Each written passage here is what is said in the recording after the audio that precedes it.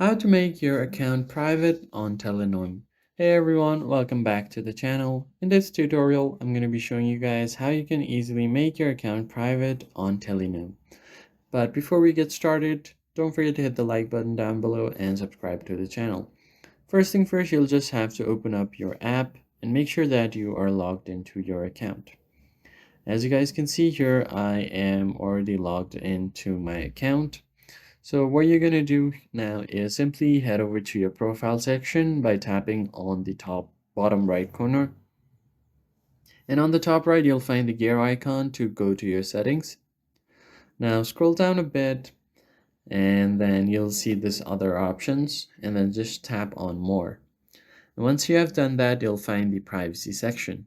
So what you're going to do is turn everything off like this. So what it will do is it won't allow the anonymous users statistics.